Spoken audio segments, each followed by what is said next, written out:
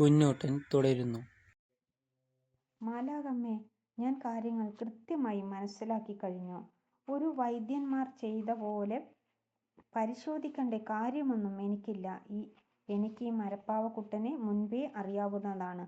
ഇവൻ ഇങ്ങനെയൊരു അവസ്ഥയിൽ എത്തിപ്പെട്ടത് പല ദോഷങ്ങൾ ഇവനുണ്ട്. തന്നെപ്പറ്റി പച്ചത്തുള്ളന്റെ പ്രേതം കുറ്റം പറയാൻ തുടങ്ങിയപ്പോൾ കുഞ്ഞൂട്ടൻ ചെറുതായി ബോധം വീണു.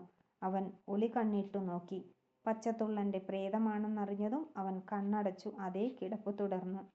മാലാഖമ്മേ, ഇവന്റെ പ്രധാന ദോഷം ആരെങ്കിലും നേർവഴി പറഞ്ഞു കൊടുത്താൽ അനുസരിക്കില്ല എന്നതാണ്. അവന് തോന്നുന്ന വഴിക്ക് പോയി ഓരോ അപകടങ്ങളിൽ ചെന്നു വീഴും. മറ്റുള്ളവരെക്കുറിച്ച് ഒരു വിചാരവും ഇവനില്ല. ഇവന്റെ പാവം അച്ഛൻ സ്വന്തം രോമക്കുപ്പായം വിറ്റാണ് ഇവന് പഠിക്കാൻ പുസ്തകം വാങ്ങിക്കൊടുത്തത്. കഷ്ടപ്പെട്ടാണ് കുപ്പായവും ചെരുപ്പും തൊപ്പിയും കൊടുത്ത് സ്കൂളിൽ അയച്ചത്. എന്നിട്ടവൻ പാവക്കളി കണ്ട് നടന്നു കുടുക്കിലായി. ഇവനെ കാണാതെ അച്ഛൻ മനംനൊന്ത് വീട്ടിൽ കഴിയുകയാണ്. ഏതാനും ദിവസത്തിനകം അദ്ദേഹം നെഞ്ചുപൊട്ടി ചാവുമെന്നതിൽ സംശയമില്ല. ഈ വാക്കുകൾ കുഞ്ഞുകുട്ടനെ വേദനിപ്പിച്ചു.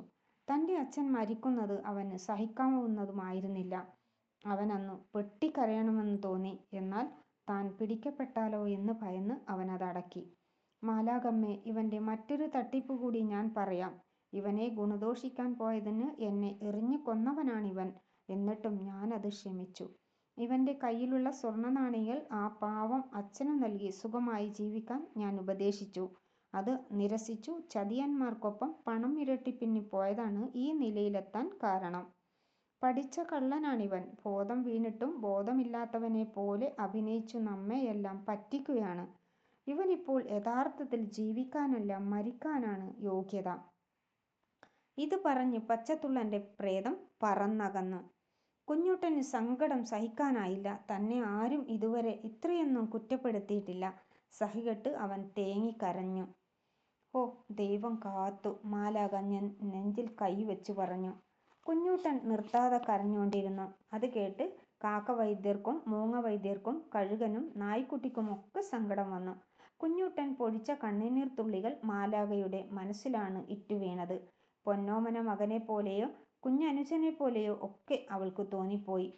മാലാഖ അവനെ എടുത്ത് നെഞ്ചോട് ചേർത്തു. കണ്ണുകൾ തുടച്ചു നെറ്റിയിൽ വാത്സല്യത്തോടെ ഉമ്മ വെച്ചു. അവർ പറഞ്ഞു, എന്റെ സുന്ദര കുട്ടൻ, കരയണ്ടാട്ടോ. ആ സ്നേഹം അവനെ വീർപ്പ് മുട്ടിച്ചു. ജീവിതത്തിൽ ആദ്യമായി അന്ന് അവന് ആത്മാർത്ഥമായി കുറ്റബോധം തോന്നി. തന്നെ ജീവനെപ്പോലെ സ്നേഹിക്കുന്ന അച്ഛനോട് അവന് മനസ്സുകൊണ്ട് മാപ്പിരുന്നു.